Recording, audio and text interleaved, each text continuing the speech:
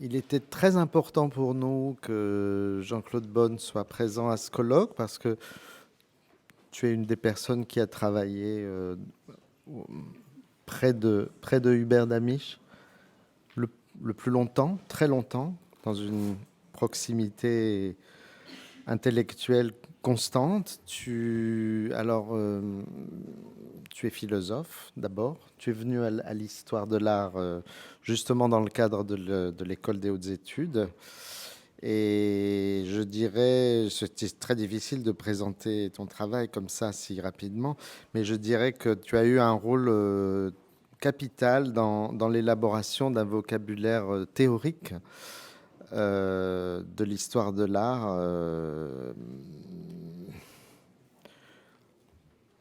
autour notamment, surtout de cette question de l'ornemental. Tu travaillais en même temps dans la proximité de Jacques Le Goff, de Jean-Claude Schmitt, et puis dans le cadre du Centre d'histoire et théorie de l'art. Donc il y a un livre essentiel, hein, c'est L'art roman de face et de profil, la monographie du tympan de Conques en 1984. Et puis, vraiment, j'ose espérer que tes études sur l'ornement médiéval, qui sont encore dispersées, seront réunies parce que là, on aura une somme hein, sur cette question. Et alors, par rapport à ce qu'on disait ce matin notamment, et puis Angela sur tout à l'heure, en fait, par des voix qui sont évidemment complètement différentes de celles de quelqu'un comme Georges Dutuit, et tu as fait un passage, un pas radical vers l'art du XXe siècle. Voilà, tu as écrit cet ouvrage monumental avec Éric Aliès, La pensée Matisse, portrait de l'artiste en hyperfauve, paru en 2005. Vraiment un livre très important. Et puis, tu me dis que dans les jours qui viennent, là, apparaît un livre auquel tu as collaboré qui s'intitule Défaire l'image. Ah, ah, j'attends. De l'art contemporain. Voilà. Je te laisse la parole. C'est Éric Aliès qui est le concepteur principal de cet ouvrage. Lorsque j'ai demandé à Hubert sur quoi il souhaitait que j'intervienne pour ce colloque, il m'a répondu qu'il aimerait entendre savoir ce que je pensais de la résolution d'une énigme que lui posait un mur. Donc il va être encore question aujourd'hui de murs. Je vais traverser 3 murs. Celui auquel Hubert s'est arrêté, c'est le mur de la Pentecôte de Signorelli que vous avez devant vous. J'en expliquerai pourquoi Hubert y voyait une énigme. Et puis, j'essayerai de déplacer vers d'autres murs, essentiellement un autre mur, et un mur médian, si j'ose dire, posant la question de savoir si on peut traverser, on peut pénétrer le mur. Et je ne ferai qu'une allusion finale à un troisième mur. Il y aura donc un mur de peinture, un mur de sculpture, un mur d'architecture. Le gros morceau sera consacré à un mur de sculpture, et les deux autres étant plutôt montrant que ce mur médian, si j'ose dire, est une scansion dans une question. Dans le Messager des îles, les îles, ces lieux battus par les flots au large des continents qui ne partagent de frontières avec aucun autre lieu, Hubert Damisch avance une proposition provocatrice à l'encontre de l'histoire de l'art, celle qui est attachée à enfermer la compréhension des œuvres dans les frontières de leur temps. Il en emprunte les termes à Merleau-Ponty, et je vous donne cette citation que j'ai reprise entièrement depuis le texte de Merleau-Ponty. Une philosophie comme une œuvre d'art, c'est un objet qui peut susciter plus de pensées que celles qui y sont contenues. qui garde un sens hors de son contexte historique, qui n'a, et Merleau-Ponty souligne le « a », mais Hubert va souligner toute la proposition, qui n'a même de sens que hors de son contexte. Ainsi, Hubert cherche-t-il d'une façon délibérément anachronique, du côté de l'anthropologie et notamment dans l'esquisse d'une théorie générale de la magie de Mauss et Hubert, la solution à ce qui lui paraît, comme je l'annonçais, une énigme dans la Pentecôte de Signorelli, 1494, à savoir que la scène est figurée dans une pièce aux ouvertures manifestement closes d'une façon hermétique. Il attirait l'attention sur les 3 panneaux fermés au fond du mur du fond, alors que les Actes des Apôtres laisseraient entendre, d'après Hubert, qu'elle serait ouverte, je cite Hubert, ouverte de tous côtés au grand vent, au vent naturellement de l'esprit. Cette étroite ouverture, cet isolement, comme disent Marcel Mauss et Henri Hubert, cet isolement comme le secret est un signe presque parfait de la nature intime du rite magique dont il exprime l'irrégiolizité. Je ne discuterai pas ici l'interprétation que donne l'interprétation par Hubert, de l'interprétation par Signorelli, de l'interprétation de la Pentecôte par les textes des Actes, qui disent exactement « Tout à coup vint du ciel un bruit tel que celui d'un coup de vent qui remplit toute la maison. » Que le vent ne soit en réalité qu'une métaphore du bruit ne serait pas une objection à Hubert, car une pièce au mur aussi épais et hermétiquement fermé ne saurait davantage laisser passer le bruit. Et par un retournement final dont la dimension anthropologique est également évidente, Hubert fait remarquer qu'à l'origine, la Pentecôte de Signorelli était, je le cite, une bannière de procession faite pour être exposée en plein air, en tout lieu et à tous les vents. C'est dire, autre leçon, qu'il faut aussi savoir considérer les œuvres dans une dimension pragmatique. Donc Hubert m'ayant invité à réagir à ces pages, envie m'est venue de m'interroger sur la façon dont l'art travaille avec la clôture des murs et la fait travailler. Dans la Pentecôte, c'est évident, le franchissement du mur n'est opéré que miraculeusement par la colombe de lumière, mais pour les hommes, le mur est ce qui les enferme et les referme sur eux-mêmes, comme ce qui clôt aussi la peinture. Je ne peux pas développer le rapport avec la peinture de cette époque, je laisse cette proposition un peu en suspens. Le mur, comme support de l'œuvre ou comme objet de représentation, touche aux limites internes et ou externes de l'art et à son rapport à son dehors ou au dehors. Mais il y a des manières de travailler intimement avec l'épaisseur du mur, au sens où Hubert parle du travail de tressage de la peinture dans l'épaisseur du plan. On en a parlé tout à l'heure. Et c'est une de ces manières que je voudrais considérer. Entre 1908 et 1931, Matisse a exécuté 4 sculptures en plâtre dans lesquelles une figure entretient avec le mur, ou plus précisément une paroi murale, un rapport inédit apparemment très étrange. Pour moi, ce n'est pas un hasard si on pourrait lui chercher des analogies dans la sculpture architectonique romane. Je ferme cette parenthèse. Elles sont intitulées « Nues de dos », titre habituellement abrégé en do, suivi d'un numéro d'ordre d'exécution de 1 à 4. Un premier état en argile de do 1 n'est connu que par une photo. Des bronzes en ont été tirés. ultérieurement, certains, même après la mort de Matisse. Mais peu importe cette question. Do 1 en plâtre mesure 2 mètres sur 1,24 m de hauteur et a comme épaisseur totale à la base 14 cm,3.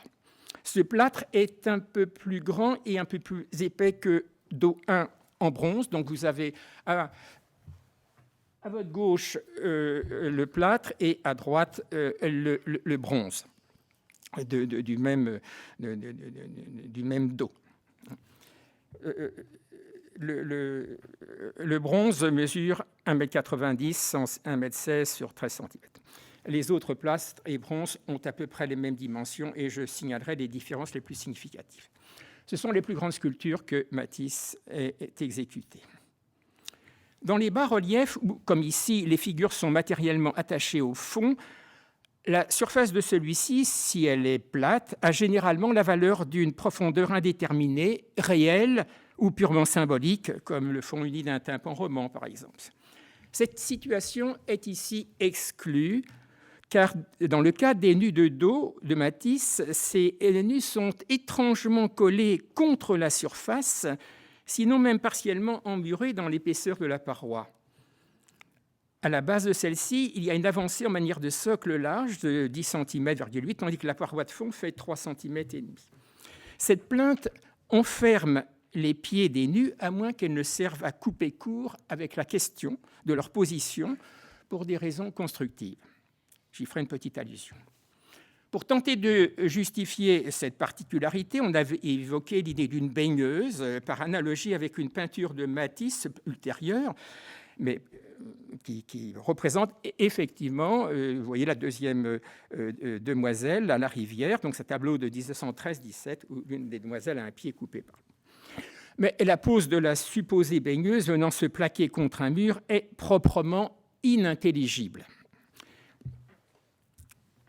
Matisse n'a pas conçu ces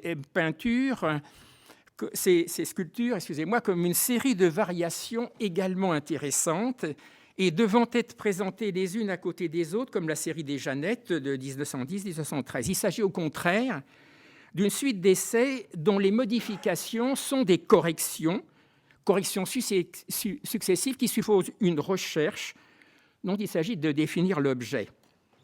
Il a été établi qu'à partir du second essai, Matisse est à chaque fois reparti d'un moulage en plâtre de la version précédente qu'il a remodelé en surface en ajoutant du plâtre frais ou en retaillant au ciseau.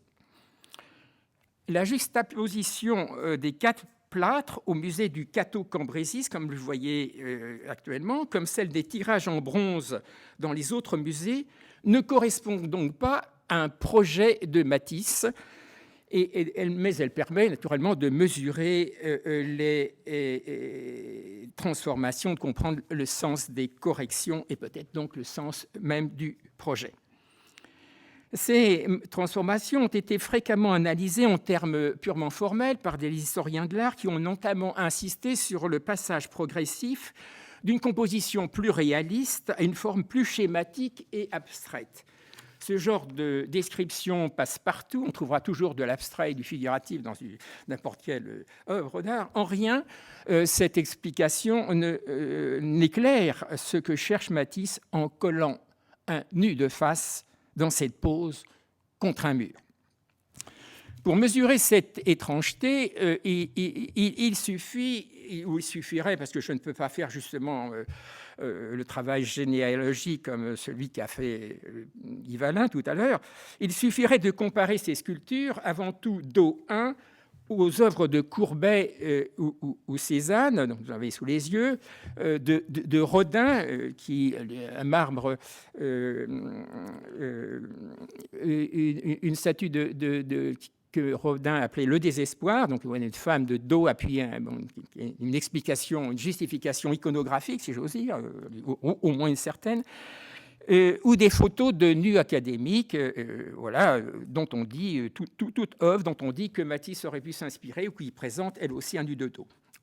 Aucune ne montre un nu féminin en appui aussi forcé et de tout son long contre le mur, comme le fait ressortir tassement du corps, le rabattement du sein gauche et de la jambe droite, ainsi que la saillie des masses musculeuses. Je vous donne ici une photo de dos 1. Il est très difficile de trouver, je n'en ai pas trouvé encore, de photos, et je n'ai pas pu en faire, des dos vus de côté, vraiment. Je ne connais que celle-ci, produite par Albert Elson, qui, premier grand auteur d'une monographie sur la sculpture de Matisse, qui reste encore très intéressante, importante.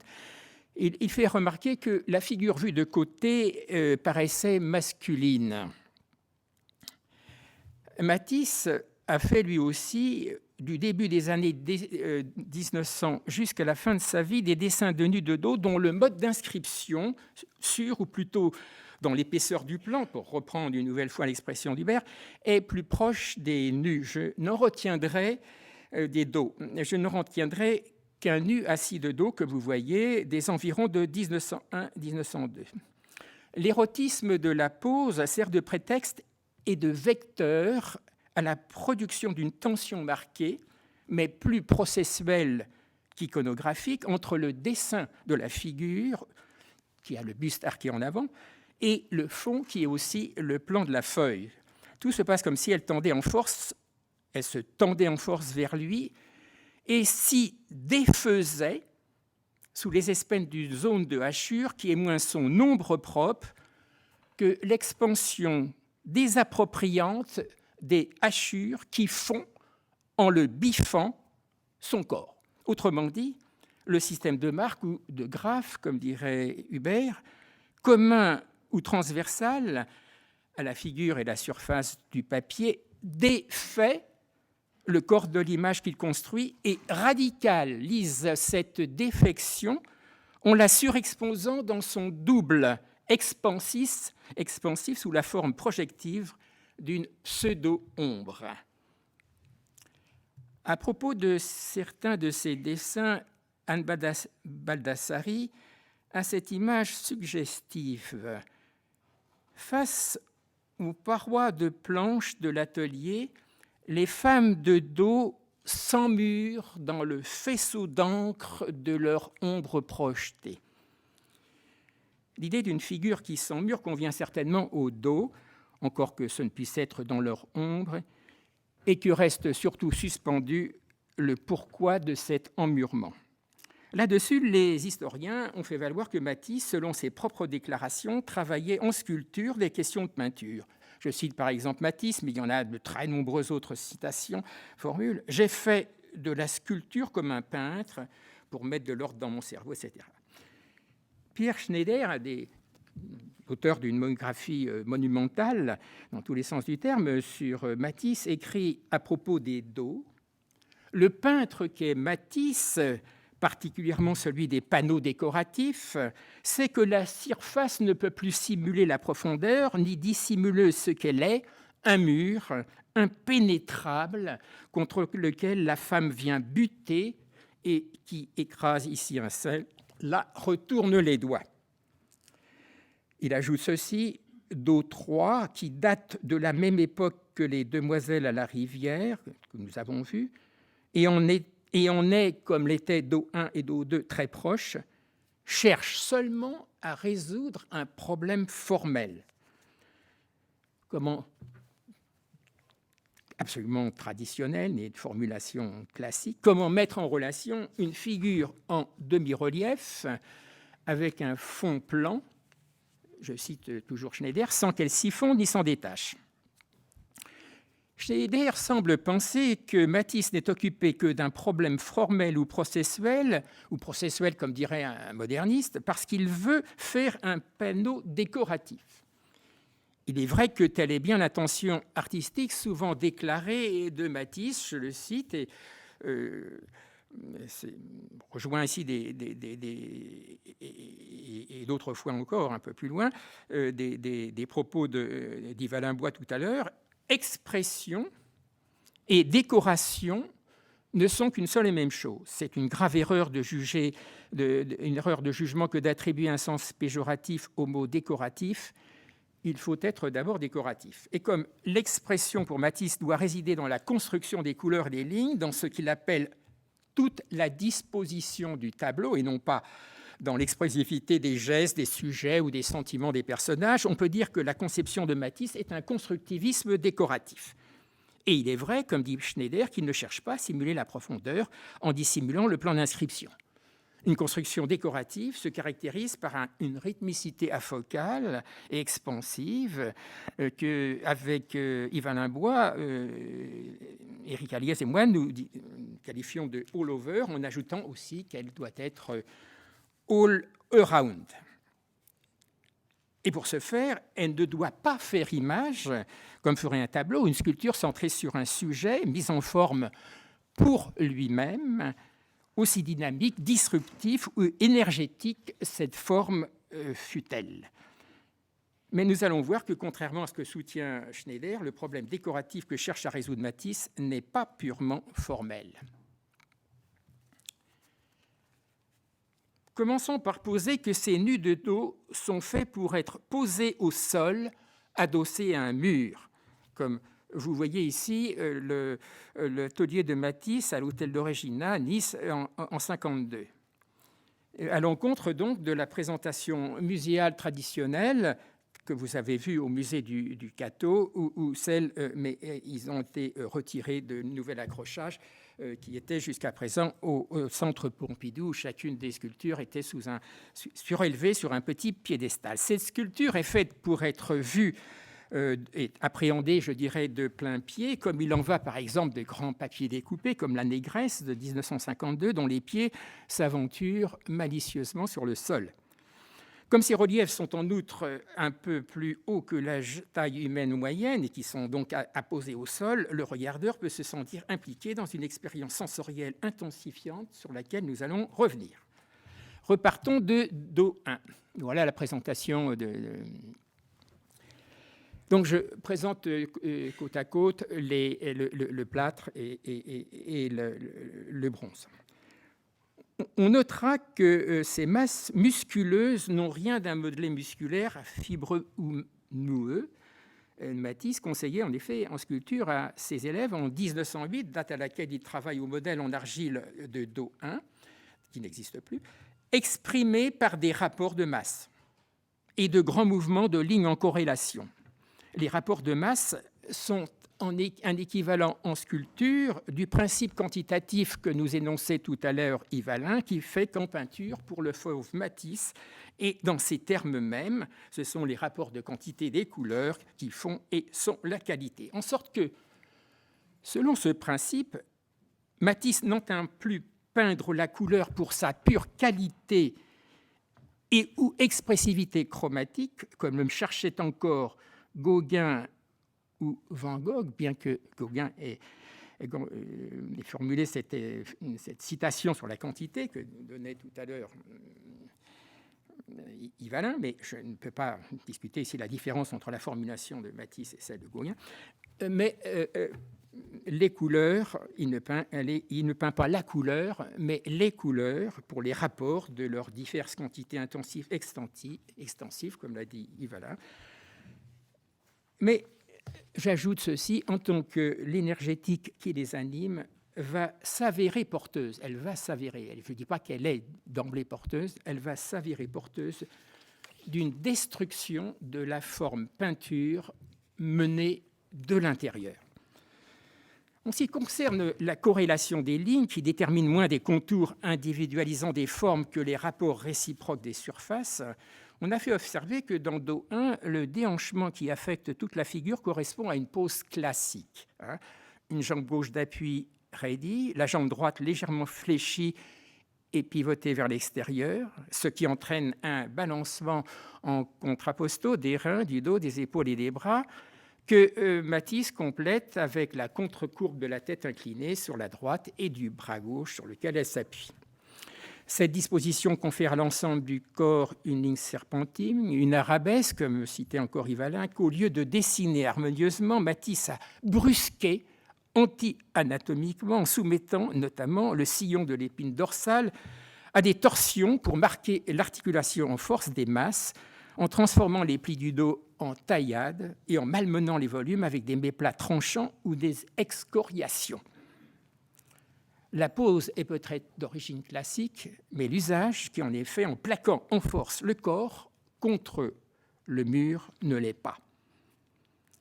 L'étalement de la figure sur le fond et le balayage virtuel de sa surface qu'il implique, de bas en haut et de droite à gauche, directions les plus oppositives comme Meyer-Shapiro l'avait démontré, exprime l'emprise essentiellement intensive qu'elle exerce sur le bloc, comme pour s'y fondre ou plutôt s'y identifier. La texture du fond présentant comme un état plus radical de la défection virtuelle de la figure dans la texture de sa masse. La main gauche, sur le bord supérieur du bloc, exprime plus directement, plus extensivement cette emprise, et elle signifie que le bloc auquel elle se mesure est à sa mesure. Elle pourrait l'embrasser, ce qu'elle ne doit pas faire pour que la relation soit intensive en épaisseur, en profondeur, si je peux dire, et non purement extensive en surface. Le couplage des deux moitiés du corps tendus en sens opposé ébauche aussi une scission virtuelle de la figure. Il constitue aussi une manière de parallélogramme sensible des forces au travail avec et contre la force de résistance du bloc. La figure est comme tout plaquée de force, bandant tous ses muscles contre, force contre force. Matisse a senti qu'une tensivité statique et contenue pouvait être aussi forte, sinon davantage, qu'une tensivité qui se dépense dynamiquement. Le bloc du mur n'est donc pas le fond peu différencié sur lequel se détacherait la figure, c'est le protagoniste à part entière d'une conjonction en force entre des choses radicalement hétérogènes. Cette conjonction de la figure et du mur est une exigence décorative. Comme nous l'avons vu, la forme, la figure ou la forme abstraite, pas de différence à ce sujet, de ce point de vue, figure ou forme figurative ou abstraite, doit effacer la formalité qui l'individu pour ne plus être lisible que comme une tension intérieure à un rythme. De détails anatomiques comme les mains, si on peut dire que les mains sont des détails, Matisse disait « Nous nous en préoccupons dans la mesure de l'ensemble plastique, du rythme, de l'unité de son mouvement. » La tensivité qui traverse les ensembles plastiques se fonde ultimement chez Matisse sur une mobilisation des forces de nature vitale et quasiment vitaliste, en sorte qu'on peut la dire abstraite ou virtuelle, mais réelle, en ce qu'elle commande, sans se confondre, à son actualisation dans la modulation des masses musculaires et le déploiement constructionniste du corps. Chez Matisse, la combinatoire des rapports des forces ne se fait pas sentir pour elle-même, mais en tant que la tensivité qui l'anime l'emporte en même temps virtuellement au-delà d'elle-même, en sorte qu'à travers elle se trouve engagé un procès de déconstruction de l'esthétique. C'est ce complexe constructif-déconstructif qu'avec Éric Aliès, nous qualifions de diagrammatisme.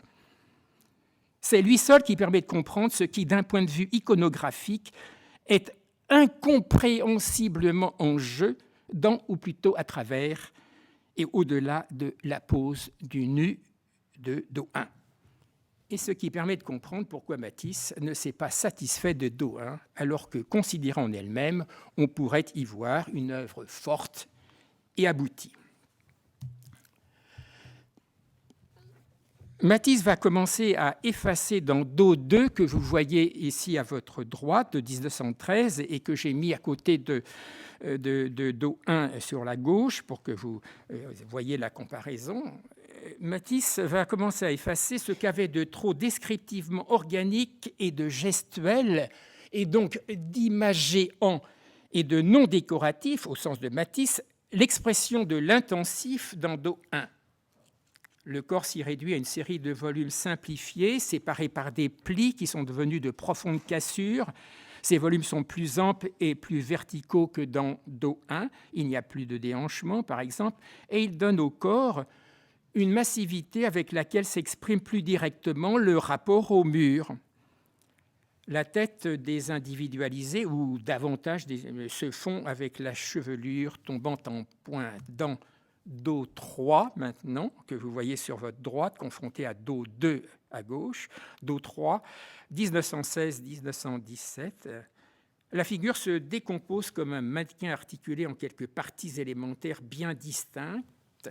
Elle se verticalise complètement et elle se carre orthogonalement avec le bloc du coude gauche, de la tête et de l'épaule droite, tandis que le corps se scinde en deux le long de la chevelure épine dorsale et que corrélativement, les deux jambes s'écartent l'une de l'autre de façon totalement non anatomique. La face du corps tournée vers le mur et qui conservait une certaine rondeur, au moins virtuelle, semble s'immerger dans le bloc, dans une tension non plus avec la surface, mais avec l'épaisseur du bloc. Sur la droite et toute la hauteur du bloc, dont le fond est moins accidenté, Matisse a incisé une ligne verticale légèrement oblique qui semble avoir été tracée d'un seul trait. Vous la voyez sur la droite, cette ligne verticale. Elle descend, la forme même de son mouvement du tracé là, de la main, écartée du corps, et elle s'écarte. Ce sillon est tout à fait remarquable en ce qu'il a valeur d'un coup de scalpel abstrait, profondément diagrammatique au sens que j'ai dit tout à l'heure, comme si Matisse exprimait l'impatience d'une ligne de fuite absolue qui provoquerait une radicale déchirure par rapport à ce qui reste de compacité inhérente à une figure. Toute la tensivité virtuelle de ce que nous appelons diagrammatisme, travaillant à dépasser l'image depuis un au-delà de toute image, fulgure dans cette ligne, dans sa proximité et son parallélisme avec la figure. Dans Do 4, donc à droite et Do 3 à gauche, Matisse a trouvé une formule décorative permettant que la figure et le mur, ou plus exactement la pure tensivité de leur masse, se croisent, se répondent, s'épousent sans se confondre, en se mettant en variation continue l'un de l'autre. À la différence de Do 3, les parties du corps se soudent les unes dans les autres, et la figure exprime dans ses rondeurs et ses volumes demi-cylindriques sa pure tension avec le parallélépipède plan du bloc. C'est un corps devenu inorganique d'une façon et à un degré approprié à l'hétérogénéité du mur. Le sein gauche ayant disparu, la figure est transsexuelle et non plus bivalente. La tête, comme un cube à peine équarri, se carre avec le sommet du bloc qu'elle dépasse légèrement. Les deux moitiés du corps gardent une dissymétrie. La moitié gauche est plus roidie verticalement, la moitié droite est plus étale, plus relâchée. Le dessin de la fesse droite n'est pas là par un dernier souci anatomique, mais pour construire avec le bras gauche un axe oblique qui croise et accuse l'axe vertical, mais aussi le casse. De son côté, la chevelure épine dorsale fend comme un coin le dos de haut en bas. C'est l'actualisation d'une virtualité qui s'exprimait dans le sillon scalpel. Scalpel qui est une chevelure aussi. Se trouve ainsi produit une division du corps lui interdisant de faire un sans qu'il fasse deux. La différence numérique saute et avec elle, une des conditions de possibilité de la forme. La différence de Do 1 et de Do 2, Do 3 et 4, en plâtre, au moins la version en plâtre, ne font plus, je n'ai pas pu le vérifier sur les bronzes, ils sont plus visibles en ce moment, mais sur les plâtres, je le sais, les Do3 et Do4 ne font plus la moindre saillie par rapport au volume du socle. Ils s'inscrivent entièrement dans le volume virtuel dont la paroi de fond a presque, elle, doublé d'épaisseur. Elle fait maintenant, c'est pour ça que j'en ai donné tout à l'heure les dimensions, non pas par précision d'antiquaire, mais parce qu'elle est pertinente. La paroi du fond fait maintenant 6,5 cm d'épaisseur contre 3,5 dans Do1, et la plainte fait 12 cm contre 10. À la différence de Do1 et de Do2, les deux derniers plâtres, Do3 et Do4, ne sont plus signés, comme si Matisse voulait signifier qu'il était... Bon, je ne vous ai pas montré, c'était en bas à droite de la voilà, vous apercevez peut-être la signature. Donc, à la différence des deux plâtres précédents, ces deux plâtres ne sont plus signés, comme si Matisse voulait signifier qu'il était parvenu à devenir anonyme dans sa sculpture. Il y a une hétérogénéité qui est engagée. Les modulations des volumes et les inflexions des lignes se donnent comme une modulation maintenant du mur. La forme prise dans le soulèvement ou la poussée s'efface comme force séparée parce qu'elle est prise dans et avec l'épaisseur du mur. Les deux hétérogènes sont devenus des modulations l'un de l'autre. Ils s'affectent mutuellement. Le corps, devenu colossal à l'échelle du bloc, le bande verticalement, ce que souligne le rehaussement de l'épaule droite et que favorise la coupure des pieds, et le bloc massifie le corps. Le corps entre dans un devenir mur qui ne le fait pas être un mur, mais lui permet d'en construire et d'en exprimer la puissance architectonique. Matisse, je ne peux pas le développer ici, a eu exactement la même expérience à l'échelle du gratte-ciel à New York. Exactement ça. Les masses se soulèvent en un double élan rouleau, qui mobilise horizontalement tout le volume plan du bloc d'une manière qui n'a plus rien à voir avec l'emprise musculaire quasi instantanée de la figure de Do1. L'étroite coulée verticale qui coupe cette ample ondulation est comme un retournement de la poussée sous-jacente du flux qu'opère en deux temps la pliure du bras gauche et la tête. Le diagramme, c'est à la fois la détermination à un moment donné du rapport des forces et ce qui fait que ce rapport reste potentiellement toujours travaillé par les virtualités de son déplacement et de son renversement, dont on a vu ici la démonstration dans la suite de ces. Ce diagrammatisme, on peut dire qu'il est éprouvé non pas par le sens du mouvement, la kinesthésie n'y étant pas nécessairement mobilisée, ni par l'association synesthésique de sensations diverses qui se développent sur un plan encore phénoménologique, mais synesthésiquement, si on entend par là la sensation, non plus la sensation diffuse et purement interne du corps, de la chair, se sentant sentir à l'occasion d'une expérience selon le chiasme de toucher qui est ici immédiatement et visiblement mobilisé, selon le chiasme du toucher si bien analysé par Merleau-Ponty, mais plutôt l'affect dont on peut dire qu'il est le conatus. Et il est, excusez-moi, j'ai sauté quelques mots, donc synesthésiquement, je reprends ça, on n'entend pas par là la sensation diffuse et interne du corps, etc., mais plutôt l'affect, dont on peut dire qu'il est le conatus vital ou intensif, transsensoriel, auquel nous sommes sujets, sans en être les sujets, ni pouvoir l'appréhender comme un objet. Participant à l'actualisation des virtualités du diagrammatisme, là évidemment, l'amplification de la photo projetée est un peu exagérée, évidemment.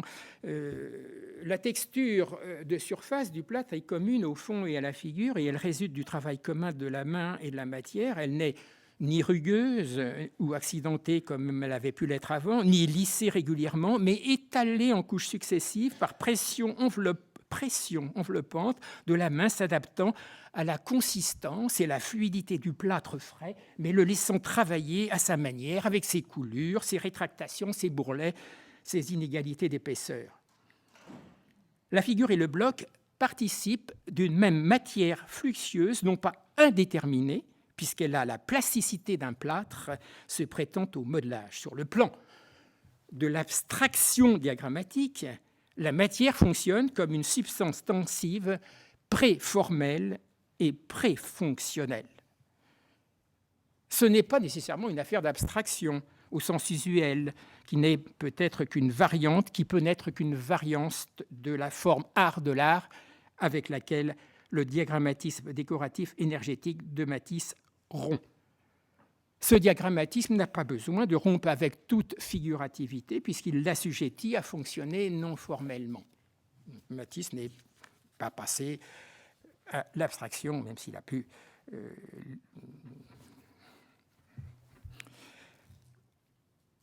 Do4 constitue donc une intégration décorative all-over totale de la figure et du mur. Reste maintenant la question du rapport all-around de cette sculpture avec le mur réel contre lequel elle doit être placée. Pour traiter de cette autre composante du décoratif matissien, on s'adressera bientôt à une photo montrant comment Matisse a placé ce plâtre dans son atelier. Mais avant, je veux faire une incidence, car il convient de souligner, brièvement au moins, qu'en octobre 1930, Matisse entreprend Do4 au retour de son second voyage aux USA, où il a rencontré le Dr Barnes à sa fondation de Merion, près de Philadelphie, et va entreprendre la peinture murale architecturale, la danse, dite de Merion, celle qui est figurée au bas de la photo et de la diapo. Et dans cette peinture murale, et plus encore dans la danse de Paris au-dessus, 1931-33, les figures des danseurs-danseuses entretiennent avec les bandes alternées qui matérialisent le plan du mur exactement le même type de rapport rythmique et d'incorporation au plan du mur que le corps de la figure Do4 avec le volume du mur. Donc, on peut dire effectivement que Matisse travaille entre peinture et sculpture. Deux formules de Matisse de 1934 sur ce rapport figure-mur dans les danses. Mon but a été de traduire la peinture en architecture, de faire de la fresque l'équivalent du ciment, rien que ça, et de la pierre. Et cette autre formule à propos du corps des danseurs, la chair est d'un gris entre le noir et le blanc, comme les murs de la salle de Merion. J'y ajoute une troisième citation qui vient d'un entretien de 1945. L'humain, qu'est-ce en somme ? C'est la faculté qu'ont certains êtres de s'identifier avec leur entourage. C'est la définition de l'humain pour Matisse. Un humain, c'est la faculté de s'identifier avec son entourage. Il en donne comme exemple d'autres personnes, les fleurs, les paysages, il aurait pu donner la perruche, et on pourrait y ajouter les murs. Une photo hautement concertée de l'atelier de Matisse à Nice, prise en 1950 par la grande photographe Hélène Adam, montre un agencement mural remarquable dans lequel se trouve le plâtre de Do4. Mais on sait, d'après les photos que Matisse, et vous en avez vu une tout à l'heure, Do4 dans un autre environnement, expérimentait des arrangements décoratifs différents des lieux où il vivait et travaillait. Cette photo, pour moi, a valeur de manifeste. La construction et la disposition de ce qu'on n'appellera pas des œuvres, mais des pièces, au sens où l'on parle de pièces d'un jeu ou d'une machine, répondent à la conception matisséenne du décoratif. Et le plâtre Do4 révèle au mieux cette fonction dans cet environnement. La photographie est axée sur un des angles de la grande pièce de façon à rendre bien visible à la fois deux murs. Sur le mur gauche, on voit une fraction de grande décoration au masque, un ensemble de papier gouaché découpé de dimensions colossales, 3,53 m, la hauteur quasiment du mur, et 9,97 m, c'est-à-dire quasiment 10 mètres, œuvre de 1952-53, période de la photo. Un miroir qui a été placé là intentionnellement sur le mur droit permet de voir que cette composition modulaire, mais non mécanique, occupait quasiment la question de la modularité. Je ne peux pas la traiter ici, naturellement, je ne traite pas ici de la grande décoration masque, occupait quasiment toute la surface d'un grand mur de l'atelier, et en effet, on perçoit son reflet jusqu'à l'autre angle de la pièce dans le miroir. Les éléments de cette composition ont, avant d'aboutir à la grande décoration au masque, ils ont migré sur les murs. Comme ça, tout à l'heure, j'ai montré la négresse parce qu'il y avait aussi autour d'elle quelques-uns de ces fleurs qui flottaient comme ça autour d'elle. Et ça migre, donc ça se déplace aussi. L'un des problèmes difficiles que Matisse eut à résoudre est la façon d'intégrer la face humaine dans un rythme décoratif pour que sa prégnance figurative et symbolique ne l'interrompe pas. Les dos, naturellement, éludaient cette difficulté. Il a appelé masque, je ne peux en parler que très brièvement, bien sûr, le signe décoratif de la face qu'il a produit comme un pur tracé graphique sur un plan. Une orbe à courbure variable est dessinée d'un trait giratoire qui semble entraîner un léger balancement. Le masque est sans relief, sans intériorité, asexué, à physionomie minimale et d'une singularité, chaque fois singulière, mais quelconque.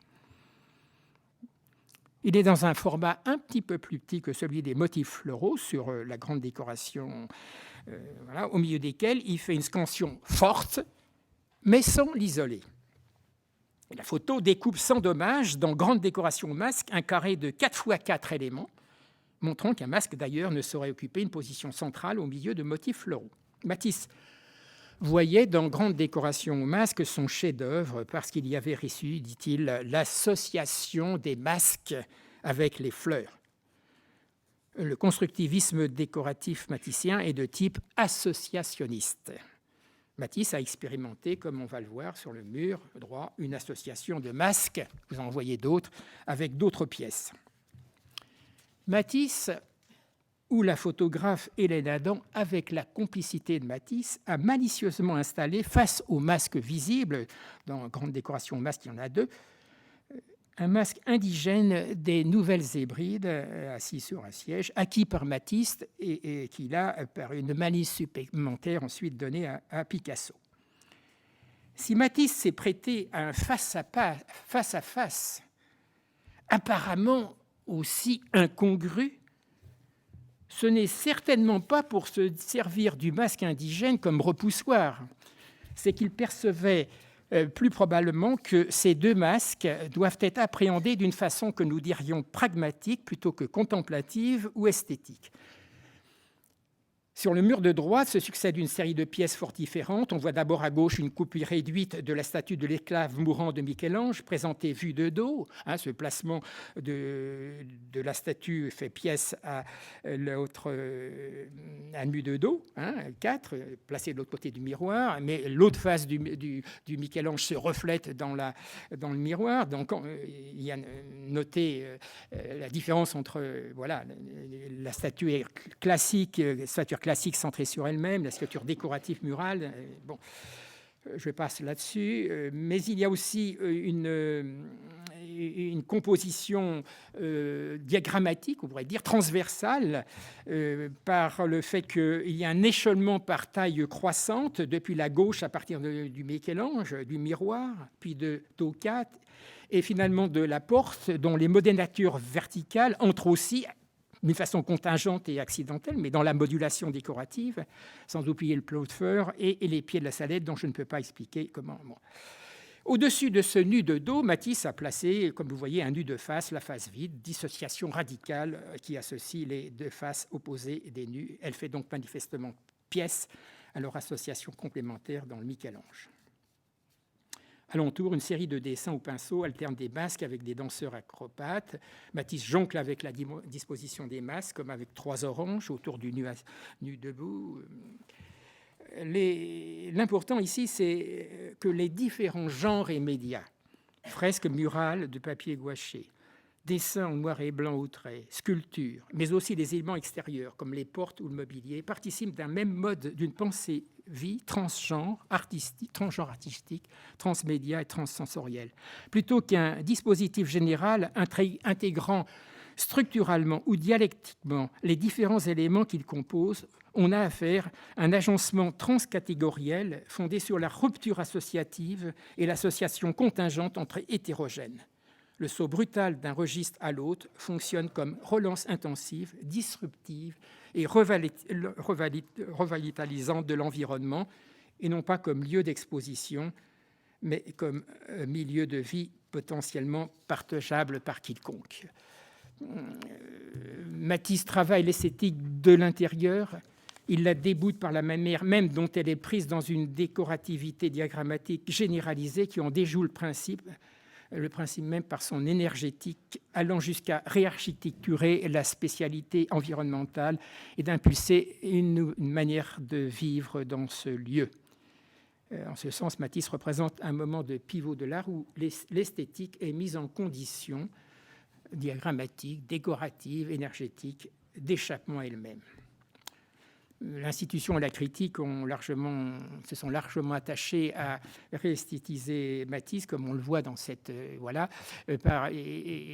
face à la façon dont Matisse montait en patchwork ses œuvres. Je ne peux pas en parler. Restait à s'en prendre directement au mur et avec lui à l'architecture, en entreprenant ce qu'avec Éric Aliès nous appelons une politique diagrammatique de la déconstruction. Il s'agit des murs et de l'architecture, de toutes leurs limites fonctionnelles et de leur stratification sociale. C'est ce geste qu'il reviendra particulièrement à Gordon Matta Clark, dont je vous montre ici Splitting, une œuvre exemplaire de 1978. C'est à Matta Clark qu'il reviendra d'engager cette politique diagrammatique en passant des ciseaux à découper les papiers à la scie à découper les murs.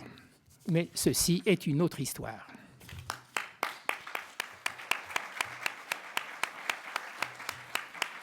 On a eu la communication d'Yves Alain où il était question de Matisse déjà.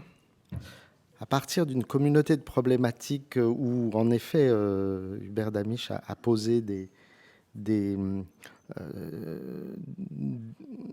éléments décisifs sur ce que c'est qu'un plan, on voit, il me semble, je ne sais pas si je me trompe, mais j'ai l'impression de voir une bifurcation très intéressante là, autour de Matisse.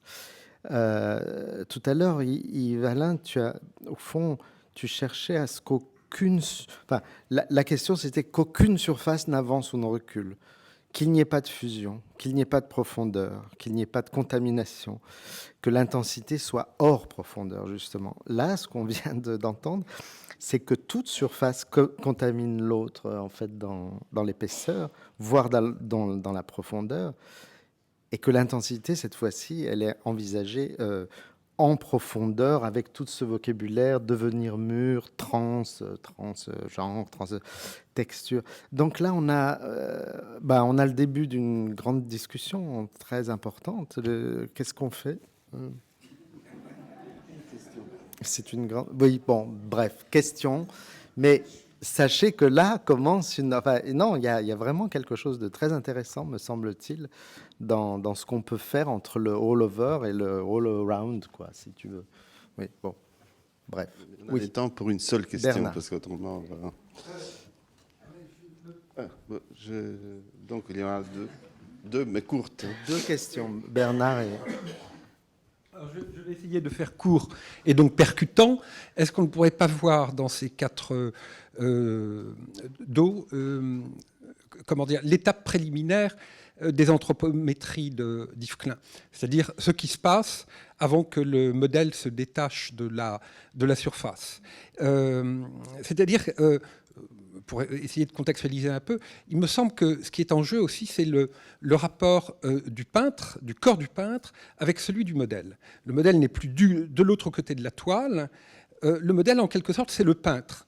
Et vous avez fait allusion tout à l'heure aux déclarations, aux propos de Matisse, au rapport quasiment d'empathie qu'il a avec son modèle. Dans les notes d'un peintre, je crois, il dit « Je suis face à un arbre, je deviens arbre ». C'est ce devenir arbre que je veux peindre. Donc là, ce serait le devenir mûr, en quelque sorte, du peintre face à ce qui est son grand problème. Et là, il faut repenser à Dutuit, évidemment, qui est la surface. Hein. Il ne s'agit pas de passer de l'autre côté, en quelque sorte, mais il s'agit de faire en sorte que la surface vienne vers nous. Je vous répondrai que vous avez formellement raison, mais diagrammatiquement tort. Et complètement tort.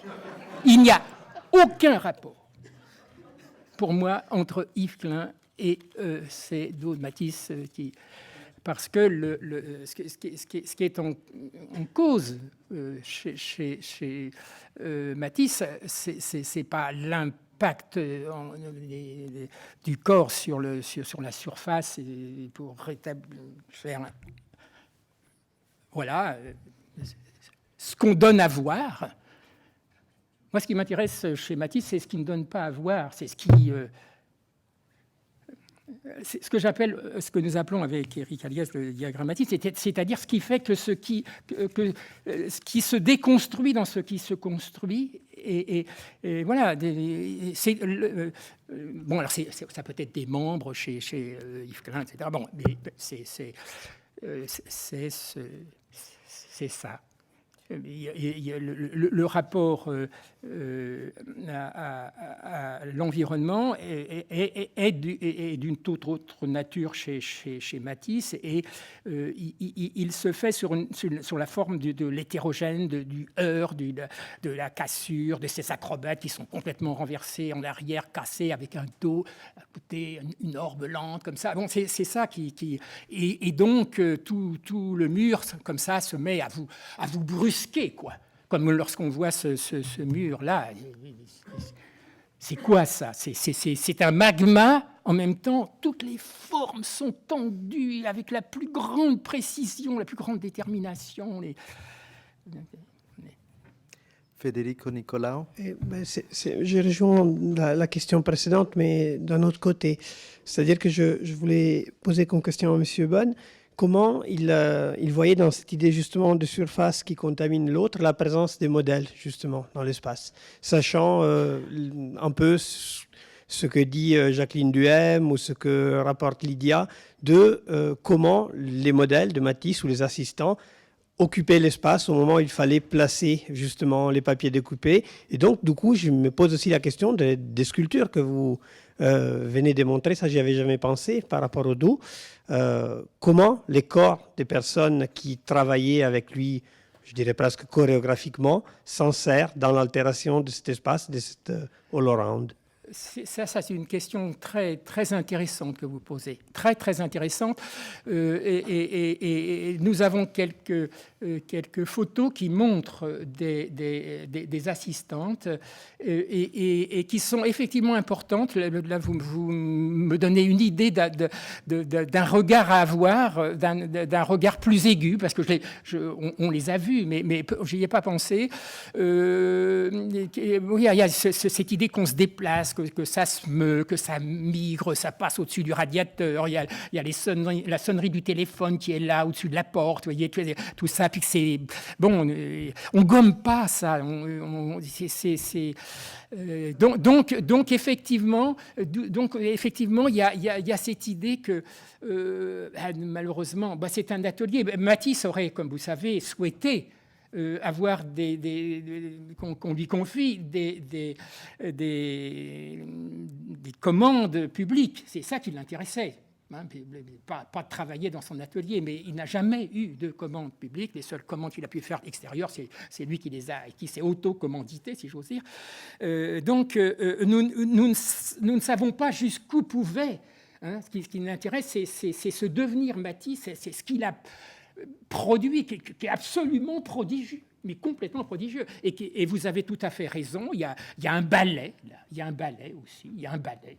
Ça se danse manifestement. Hein. Matisse, c'est la danse, c'est pour lui, c'est donc oui, il y a en effet une façon de vivre ses affaires qui consiste à la prendre. Je la prends, puis je vais le mettre là, et puis je suis comme ma négresse, je commence à faire des claquettes, et voilà.